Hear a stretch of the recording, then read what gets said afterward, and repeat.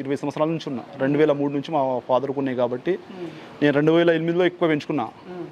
దాని తర్వాత చూసుకుంటేనే 10, 20, 20, 30, 40, 50, 60 వెళ్ళిపోయినాయి. తండలు దాదాపు ఇంతకుముందు వచ్చి డైలీ 10,000 లీటర్ కలెక్షన్ అవుతుండే.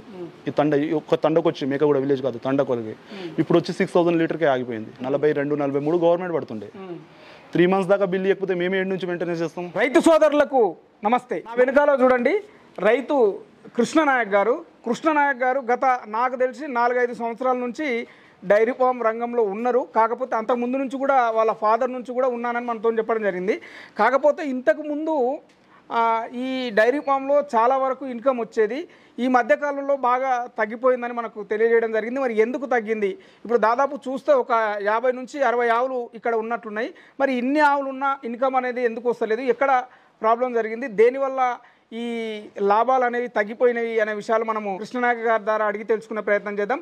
ఇప్పుడు మనం ఉన్న ఈ ప్లేస్ వచ్చేసి మేకగూడ గ్రామం, నందిగామ మండలం.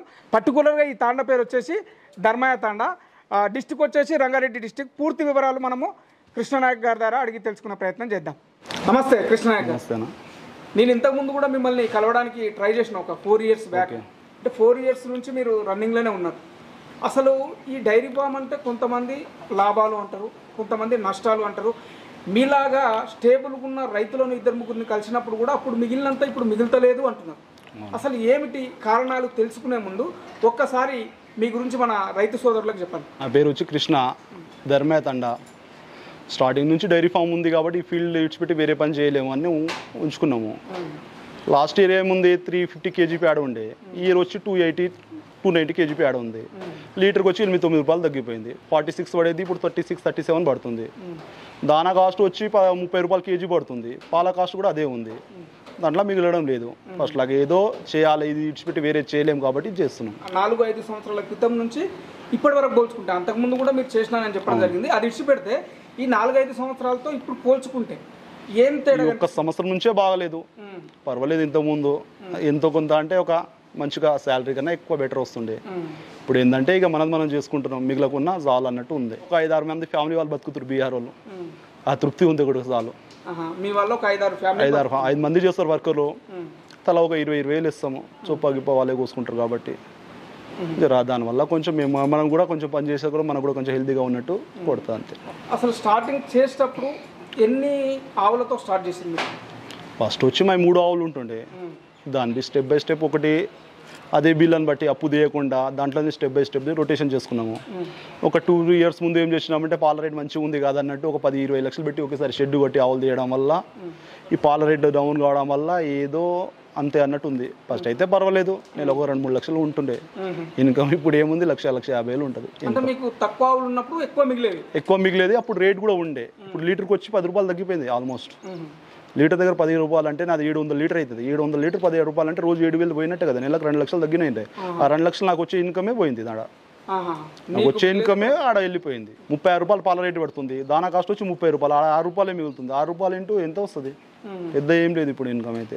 చేయాలి ఏదో బయట వాళ్ళకి చేసుకుంటే ఎంత ఉందో, ఇన్ని ఆవులు పెట్టుకున్నాడు ఏం మిగులుతుందో, ఎంతగానో మిగిలింది పెట్టుకుంటాడా అని చాలా మంది ఊహానాలు ఉంటాయి. అలాంటి అయితే ఏం లేదు దీంట్లో అయితే పెద్దగానే. ఇప్పుడు వాస్తవానికి మీ దగ్గర చూస్తే మొత్తం టోటల్గా ఇప్పుడున్న ఆవులని 60 ఆవులు ఉన్నాయి. ఇప్పుడు చూసే రైతులకు డౌట్ వస్తుంది కదా, 60 ఆవులు ఉన్నా మిగులుతలేదు అంటున్నాడు. కారణం ఏమిటండి? రేటే, దానికి రేటు మెయిన్, పాల రేటు మెయిన్. దానా కాస్ట్ ఎక్కువ అయింది. ఈ పాల గురించి అడిగేటోళ్ళు కూడా ఎవరు ఉండరు. సాల్ రవి ఈ లీటర్ అయినా ఎంత వాన్ వరకే. పాల వచ్చేటాలు రైతు కొనేటాలు అంతే ఉంటుంది. కొంచెం పేడేస్తే నిప్పు లేదనుకో పాలు కూడా తీసుకోరు ముందులో. ఇక దానికి మెయింటెనెన్స్ చేయలేక చాలామంది మా దగ్గర తీసుకున్నారు. మా తండలో దాదాపు ఇంతకుముందు వచ్చి డైలీ 10,000 లీటర్ కలెక్షన్ అవుతుండే.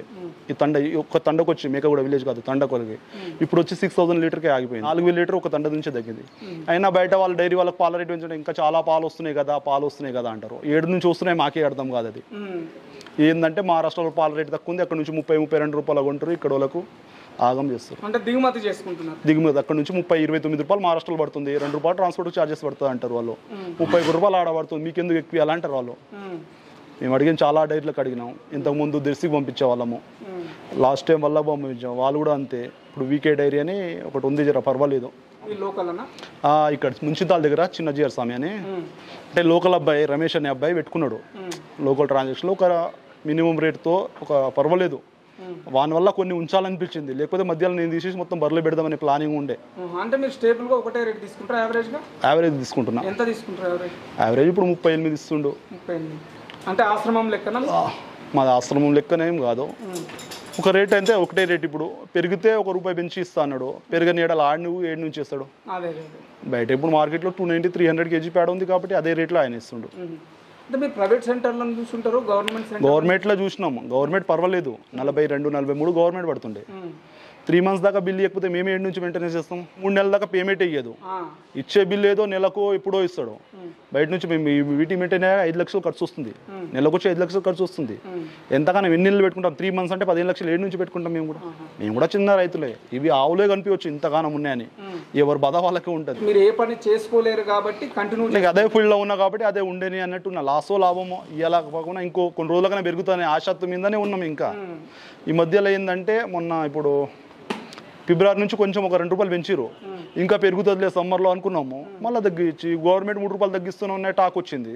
ఇంకా ప్రైవేట్ 7 నుంచి పెంచుతారు, వాడు తగ్గిస్తాడు. గవర్నమెంట్ బిల్ ఇయ్యకనే ప్రైవేట్ ఆడుకున్నాడు. ఇప్పుడు మళ్ళీ గవర్నమెంట్ ₹3 తగ్గించుకుంటే ఇంకా ఆడుకుంటారు మాతో. ఇంకేముంది, వాడు రేపు 30 అన్నా పోయాల్సిందే. పాలైతే నిల్వ ఉంచుకోలేము కదా. మాక్సిమం ఇప్పుడు ఈ వచ్చిన సెంటర్లు కావచ్చు, కొత్త సెంటర్లు వస్తాయి కదా ప్రైవేట్ సెంటర్లు, వాళ్ళు కూడా ఎక్కువ ఇచ్చే సాహసం చేయరు. అందరు కుమ్మకాయలు అన్ని డైరీ వాళ్ళు, అన్ని లోకల్ డైరీలు ఉన్నాయి. మెయిన్ వచ్చి ఏముంది, ఇక్కడ నుంచి అమ్ములు తీయడం మెయిన్ రేట్ పడిపోవడం కారణం అమ్ములు ఇక్కడ నుంచి లోకల్ డైరీ వాళ్ళందరూ ఒకటే అయ్యి అమూల్కి తీసేసారు. తర్వాత మెల్లగా దిర్సికి తీసేసారు. ఇవి రెండే ఇంటర్నేషనల్కి వచ్చారు, కాంపిటీషన్ ఉన్న డైరీలు. ఇవి రెండు పక్కన చేసే వాళ్ళకి ఇవి అందరూ ఆడుకుంటారు, హెరిటేజ్ వాళ్ళు వీళ్ళు అన్నీ ఆడుకుంటారు. పాల రేటు బాగా తగ్గిపోతుంది అంటున్నారు కదా, పర్టికులర్గా ప్రతి సంవత్సరము కొన్ని రోజులు పాల రేటు తగ్గుతూ కొన్ని రోజులు పెరుగుతూ ఉంటుంది. అది ఎవ్రీ 6-7 yearsకి అవుతుంది అది పాల రేట్. ఎందుకు అంటే వాళ్ళ దగ్గర పోటర్ స్టోరేజ్ చేస్తారు కదా, ఇది మిల్కింగ్ పౌడర్, అది స్టోరేజ్ డేట్ ఎండింగ్ వచ్చినప్పుడు తగ్గుతుంది. ఇప్పుడు దాదాపు 20 సంవత్సరాల నుంచి ఉన్నా, 2003 నుంచి మా ఫాదర్కు ఉన్నాయి కాబట్టి నేను 2008లో ఎక్కువ పెంచుకున్నా. దాని తర్వాత చూసుకుంటేనే 10, 20, 20, 30, 40, 50, 60 వెళ్ళిపోయినాయి. ఇట్లా 70 దాకా తీసి మధ్యలో తీసేసిన ఆవులు నేను పోయినసారి లాస్ట్ ఇయర్ తీసేసిన 70 అయిపోయినండే. ఆల్మోస్ట్ నా డైరీ 1000 లీటర్ కెపాసిటీ అనుకుని తీసుకున్నా, కానీ 800 వరకే ఆగిపోయినా నాకు. ఎందుకంటే ఇప్పుడు దానా పెంచుకున్న పాలు పెరుగుతున్నాయి, కాస్ట్ ఇన్కమ్ చేస్తే అంతే వస్తుంది, ఏం మిగులుంది ఏడలో ఎంతకన్నా మెడిసిన్ వీటికి కూడా. చూడడానికి మాత్రం ఆవులు ఉన్నాయి, పాలు కూడా చూసడానికి ఇంత ఉంది కదా, ఏడ మిగులుతుంది అంటే దాని కాస్ట్ ఇప్పుడు నేను దానా కాస్ట్ వచ్చి 4 లక్షలు పెడుతున్నా, వర్కర్కి 1 lakh ఇస్తున్నా, కుట్టికి 1 lakh వాడుతున్నా. నాకు వచ్చే 6.5-7 లక్షల బిల్లులో మళ్ళీ మొత్తం వాళ్ళకి పోతే నాకేం మిగులుతుంది? నేను ఇప్పుడు 60 ఆవులు పెట్టుకున్నా, 60 లక్షలు, షెడ్ వచ్చి 30 లక్షలు, 90 లక్షలు. ఈ 90 లక్షలు బయట ఎవరికి ₹2 ఇంట్రెస్ట్ ఇచ్చినా ₹180 వస్తుంది, కూర్చుని దగ్గర వస్తుంది. ఏంటంటే నేను ఒకేసారి పెట్టలేక ఇవి మెల్లగా పెట్టుకున్నా కాబట్టి నా ఓన్ పైసలు ఒకేసారి పోలేవు కాబట్టి సాలరీ మనకు వస్తున్నాయి అనే ఫీల్డ్లో ఉండే. అప్పుడు మిగులుతుండే ₹2 ఇంట్రెస్ట్ లెక్కన వస్తుండే, ₹2-3. ఇప్పుడైతే అంతే ఉంది, ₹1 గవర్నమెంట్ ఇంట్రెస్ట్ లాగా వస్తుంది అనుకోవాలి అంతే. మనం శాలరీ మనం ఒక 50,000 జీతం చేస్తున్నట్టు ఉంది ఇప్పుడు అందరికీ. డైరీలో చాలా మంది చూసి ఏంటంటే లక్షలు మిగులుతున్నాయి అంటే ఏడ మిగులుతుందో వాళ్ళకే తెలుసు. కొంతమంది చెప్తారా, మళ్ళీ కావాలని చెప్తారా, ఇంకో నాగం చేసి చెప్తారా తెలియదు. కొంతమంది రైతులు ఏమంటారంటే మొదట్లో మిగిలేవి ఓన్గా చేసుకుంటే ఓన్గా చేస్తే మిగులుతుంది, ఇప్పుడైనా ఓన్గా చేస్తే మిగులుతుంది. ఇప్పుడు మనం చేసుకున్నంత బీహార్ వాళ్ళు చేయరు. మనం ఏమున్నా సాలరీ అనుకుంటాం, బీహార్కి 20,000 ఇస్తున్నాం, రోజు 700 బీహార్కి పోతుంది. అదే మనం చేసుకో 20,000 ప్లస్ పాలాలు వచ్చే 20,000 మిగులుతాయి చాలు అనుకుంటారు. 10 ఆవులు పెట్టుకుంటే 40,000-50,000 మిగులుతుంది.